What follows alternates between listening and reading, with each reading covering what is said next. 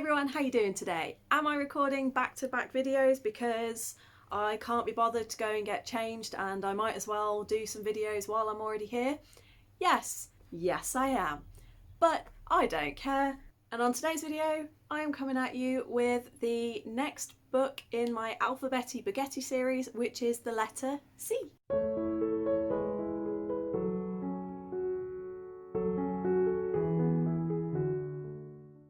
For the letter C, I am coming at you with Cinder, which is book 1 in the Lunar Chronicles series. Now, I've chosen this because I finished this series in January, so I felt like I could now give you a full review. I'm not going to do a review of the entire series, but I felt like I don't want to recommend books if I'm only halfway through the series usually.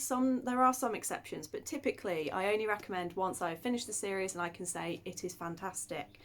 And this is one that I have loved. I think I've gone from, this one was a 4-star, the second book was a 5-star, then it went back down to a 4, but then it went back up to a 5. So overall it's like a 4.5-star series for me and has secured a place in one of my all-time favourites.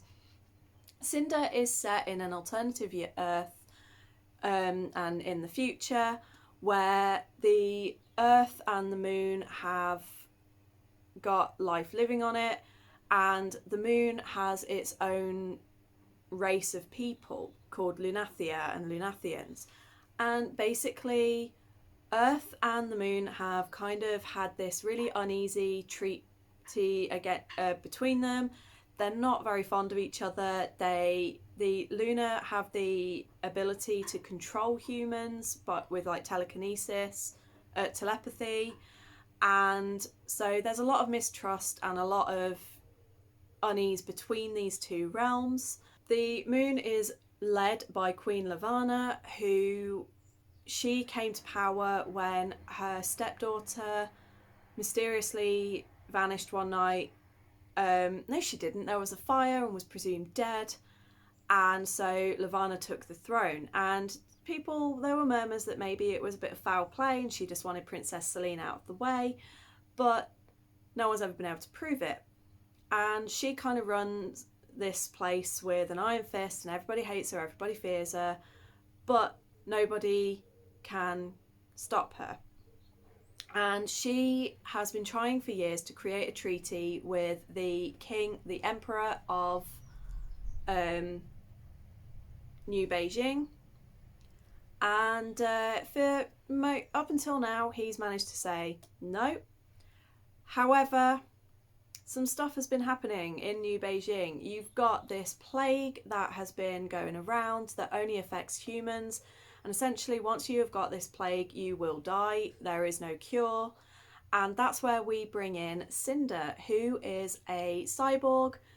And in this world, cyborgs are kind of considered subhuman and are treated as such. And you've got Cinder, who works as a mechanic. She has a tyrant for a stepmother, and she has 2 stepsisters.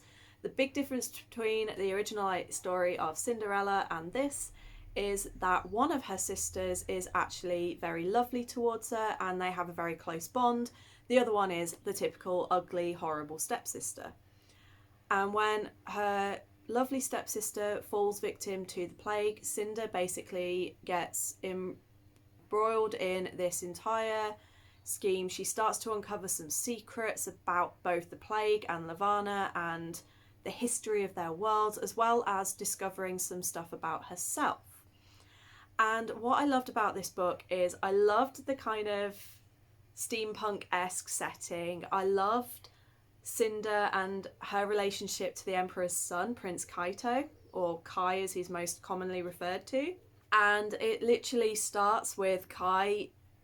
She's taken her android foot off to repair it, and there's like this really awesome scene where Kai gives her own foot, kind of reminiscent of Cinderella in the shoe story.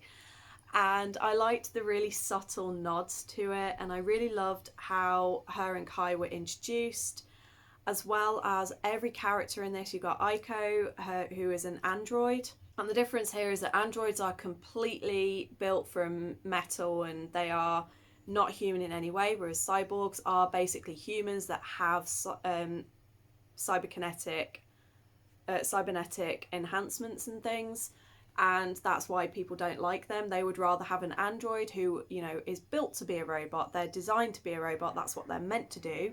They would rather that in their lives over a cyborg who is meant to be human but has become robotic. But this has got like fantastic world building, characters that you really get behind and really love, and a plot that, even though it was a little bit sort of generic YA and a little bit easy to guess, it still came about in a really fantastic way.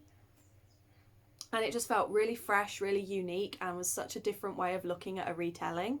And I really liked the idea of having the lunar race and having that they have abilities going against the humans who have nothing, but yet the humans still have like a resilience and they still want to fight back and want to keep their people safe and things. And yeah, this was just, if you're a fan of retellings, I definitely recommend it. If you kind of like sci-fi but you're not sure, like you're kind of like me where you're more fantasy and you're more dipping your toe into sci-fi, this one's a really good sort of entry, I would say, because it's kind of got a bit of a sci-fi / steampunk theme to it and feel to it. And even though there are things that are about space and there are things about androids and cyborgs, it's really well explained and broken down and still feels more fantasy to me than it does sci-fi. So that was quite good. And throughout the series, there are multiple relationships in this, and I would die for every single one of them. It represents disability really well. It's got a very, very varied and wide range cast of characters. To my knowledge, there's not really any issues in here regarding sensitivity.